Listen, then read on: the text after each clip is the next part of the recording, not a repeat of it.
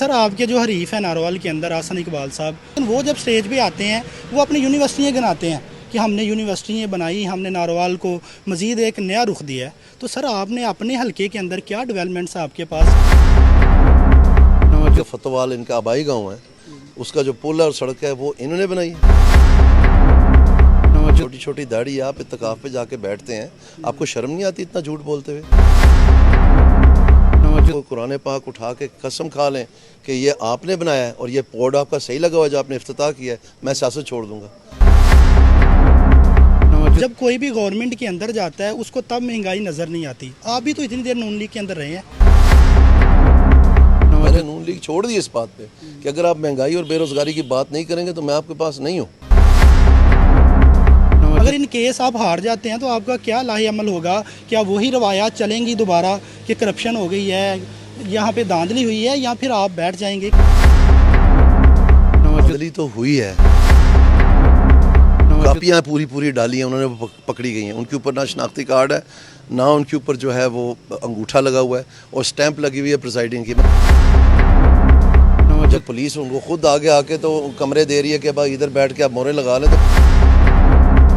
तो मैं हूं अजीम बाजवा और जैसा कि आपको मालूम है कि आज आज़ाद जम्मू कश्मीर इलेक्शन की पोलिंग स्टार्ट है। हमारे साथ मौजूद हैं सर दानियाल अजीज़ साहिब, जो कि नारोवाल के एक तगड़े सियासतदान हैं। तो आइए इनसे बात करते हैं कि इनके जो कैंडिडेट हैं जिनको ये सपोर्ट कर रहे हैं उनको लेके कितने कॉन्फिडेंट हैं। अस्सलाम वालेकुम सर, कैसे हैं आप? जी बहुत मेहरबानी, बिल्कुल ठीक ठाक। अच्छा सर, कितने कॉन्फिडेंट रन लेके आप जलसों के अंदर तो बहुत पुरजोश नज़र आए स्टेजों पे, लेकिन अभी को वीडियोस वगैरह हम देख रहे हैं उसमें क्या मामला चल रहे हैं? ये जी नून लीग की जब आखिरी सांसों पे होते हैं ना ये, तो फिर ये ऐसे होचेत कंडे इस्तेमाल करते हैं। ये पहली मर्तबा नहीं है, हम इनको बड़ी अच्छी तरह जानते हैं। लेकिन मैं समझता हूँ कि जो मरकज़ी मुस्लिम लीग के कारकुन हैं, ख़ास तौर पे मेरे भाई की कमांड में जो है इन्होंने बहुत अच्छा इनका पीछा किया है और किसी जगह पर जो वोटर है उसको अपनी आज़ादी से वोट डालने का हक करवाने में इन्होंने पूरा किरदार अदा किया है। सो मैं समझता हूँ कि जो पहली बूंदें हैं वो आनी शुरू हो गई हैं। यानी लेसर एक ऐसा हसास पोलिंग स्टेशन है जिसमें बहुत ज़्यादा इन्फ्लुएंस में है, वो मियां रशीद के घर के करीब ही है, वहाँ से जीत की खबर आ गई है। इसी तरह से ये जलालपुर है जो कि उनका बड़ा पेट पोलिंग स्टेशन था, वहाँ से भी मेल साइड से जीत की खबर आ गई है, फीमेल साइड का भी बाकी है। तो ये खबरें अब आनी शुरू हो गई हैं। ये वो मैं क्यों गिनवा रहा हूँ ये क्योंकि ये वो पोलिंग स्टेशन जो हमें पता था उन्होंने जीतने, लेकिन हम जीत गए। तो ये सबूत है इस बात का कि इन्होंने माशाल्लाह इंतज़ामिया अपनी कोशिश में अभी भी जारी है। यानी बैलेट पेपर पकड़े गए हैं, पूरी कापियाँ पकड़ी गई हैं, उनके ऊपर कोई शनाख्ती कार्ड नहीं है। और मज़े की बात यह है उनके ऊपर स्टैंप लगी हुई है, साइन हुए में है, लेकिन शनाख्ती कार्ड और अंगूठा नहीं है वोटर का। इसका मतलब है कि अमला मुलव्वस था। स्टैंप कहाँ से लगा के लाया, किससे कैसे साइन बना लिया प्रिसाइडिंग के? तो ये जो सारे मुकदमात हैं ये दर्ज भी होंगे इसके बाद, और इनको अच्छी तरह से सबक सिखाएंगे कि अवाम के जो हक़ है, आइनी हक़ है उनका, उसके साथ आप खिलवाड़ नहीं कर सकते। और यही मैं समझता हूँ शेवा भी होना चाहिए मरकज़ी मुस्लिम लीग का, और हमारी भी जिम्मेदारी है पाकिस्तानी सिटीजन्स के तौर पर कि हम इंश्योर करें कि कानून के साथ कोई खिलवाड़ ना करें। इसका मतलब है कि काफ़ी हद तक फेयर हो रहे हैं इलेक्शन। मैं आपको बता रहा हूँ, जब इंतज़ामिया खुद सारी कापियाँ भर के दे रही है तो फिर कहाँ से है? जब पुलिस उनको खुद आगे आके तो कमरे दे रही है कि भाई इधर बैठ के आप मोहरें लगा लें, तो फिर कहाँ से है?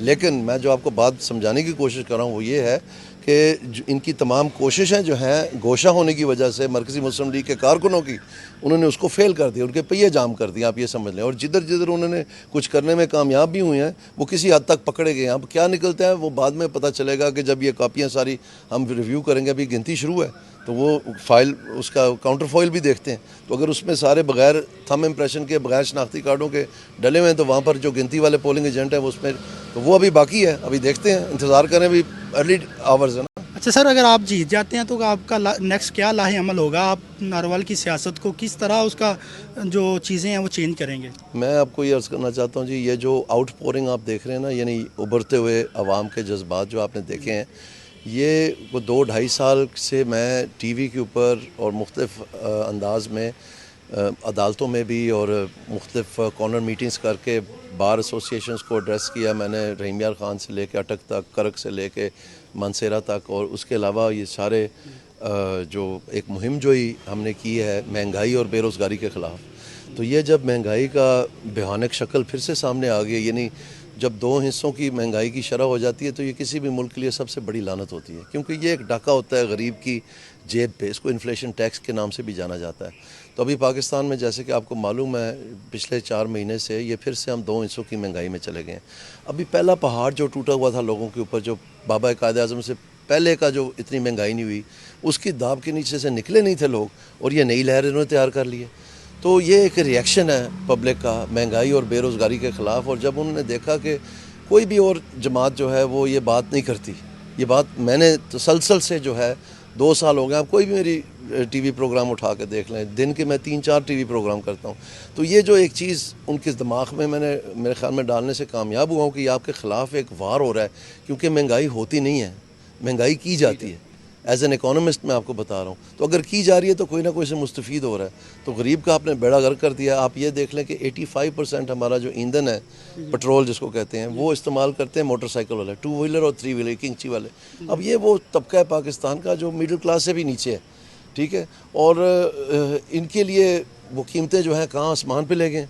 और जबकि जो अशराफिया है जिसमें एग्रीकल्चर टैक्स जिन्होंने मतलब 25 एकड़ से ज़्यादा जिनकी जगह है, जो रियल एस्टेट वाले मुगल्स हैं जिनको अरबों रुपए का रेल पेल में खेलते हैं, जो स्टॉक मार्केट वाले हैं, जो रिटेल वाले हैं जिनके खरबों रुपए के मतलब डेली की ट्रांजैक्शन है, उनको इन्होंने बिल्कुल हाथ नहीं लगाया। और बेचारे गरीबों के ऊपर इतना बड़ा ये जो PDL का टैक्स लगा दिया, तो पेट्रोल की कीमत देखें कहाँ। सॉरी सर, मैं आपको इंटरप्ट कर रहा हूँ, लेकिन मुझे एक बात की आज तक समझ नहीं आई, जब कोई भी गवर्नमेंट के अंदर जाता है उसको तब महंगाई नज़र नहीं आती। आप भी तो इतनी देर नून लीग के अंदर रहे हैं, गवर्नमेंट भी रही है, फिर उसके बावजूद जब बंदा अपोजिशन में आ जाता है तब ये सारी चीज़ें क्यों, ये सारा मामला तो जब इलेक्शन आ रहा था तो मुझे नून लीग के साथ अनबन किस बात पे हुई कि हमारी जो कमेटी थी, जो हमारा वो मंशूर बना रही थी उस वक्त, जो मैं नून लीग में था, वो बेरोज़गारी और महंगाई की बात ही नहीं कर रहे थे। तो मैंने यही तो बात, मैंने जाके अक्टूबर जब ये वापस आए थे मियाँ साहब पाकिस्तान में, उसके नेक्स्ट मंथ यानी अक्टूबर में 12 तारीख को वापस आए थे, नवंबर को मैंने पहले जो है ना प्रेस टॉक दी थी कि जब तक हम महंगाई और बेरोज़गारी का हल नहीं बताएंगे अपने मंशूर में, तो वहाँ हमें वोट नहीं देगी, क्योंकि उस वक्त तक ये PDM की गवर्नमेंट चल चुकी थी और महंगाई जो है वो 40-45% पे चले गई थी। लोग तो नाला थे, तो ये इन्होंने मेरे मुंह पे हाथ रख दिया। तो मेरे जैसे को तो फिर इतना ही चाहिए होता है। मैंने तो फिर ये उस वक्त से 1 मिनट के लिए मैंने नून लीग छोड़ दी इस बात पे कि अगर आप महंगाई और बेरोज़गारी की बात नहीं करेंगे तो मैं आपके पास नहीं हूँ। तो जो आप बात कर रहे हैं कि नून लीग में मैंने क्यों नहीं आवाज़ उठाई, उसी वजह से तो अलहदगी हुई है नून लीग से। आप रिकॉर्ड चेक करें ना। अच्छा सर, नारोवाल की मुझे शोकाज नोटिस दिया इन्होंने शोकाज नोटिस दिया कि आपने बयान दिया है महंगाई के ख़िलाफ़ और बेरोज़गारी के ख़िलाफ़, तो इसमें जो है ना पार्टी का आपने इस्तेकाक मजरू किया है। मैंने उसका 7 सफ़े का जवाब लिख के दिया कि हमारी पार्टी जो ज़िम्मेदार थी इसको रोकने में वो नाकाम हुई है, तो मैंने हक बजानब था ये बोलने के। उसके बाद इन्होंने कमेटी बनाई जिसमें उन्होंने कहा कि जी दानियाल साहब के साथ जो है ना मुज़ाकरात करें और इनके मामले इनकी शिकायतें रफा दफ़ा करें।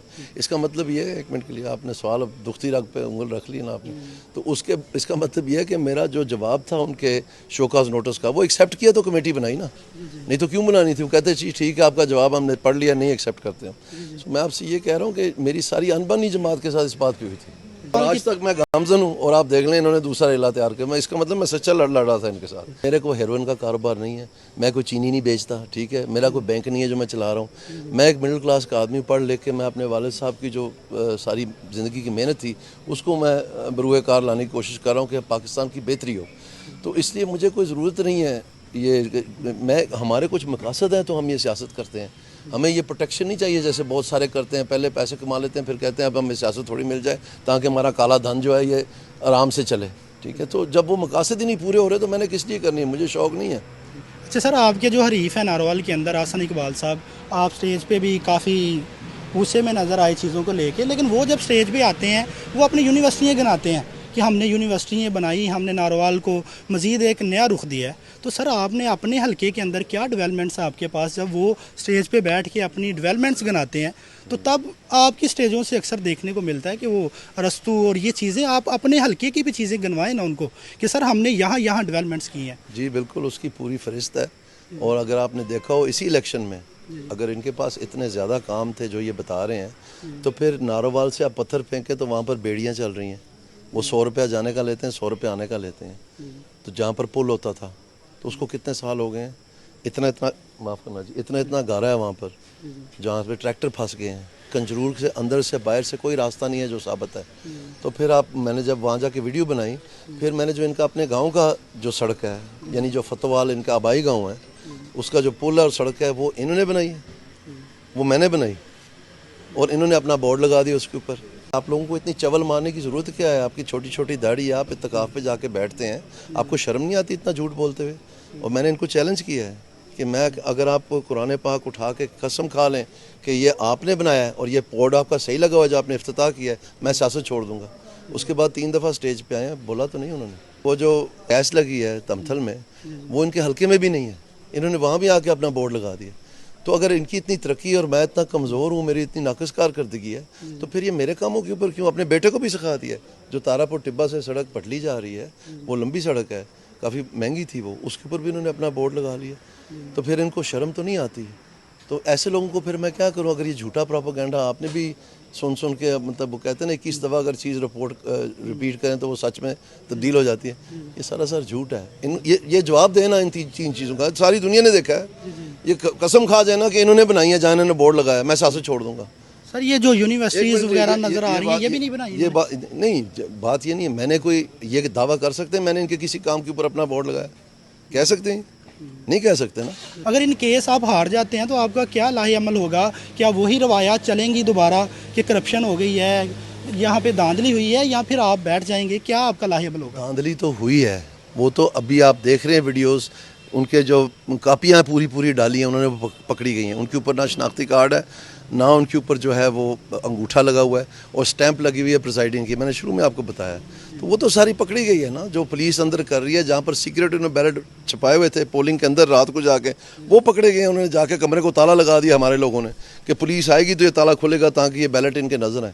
तो धांधली तो वो करने की कोशिश कर रहे हैं, लेकिन मैं समझता हूँ कि बहुत मुनज़्ज़म तरीके से जो मरकज़ी मुस्लिम लीग के कारकुन हैं, उन्होंने उसको रोकने में काफ़ी पेशरफ्त हासिल। बहुत शुक्रिया सर।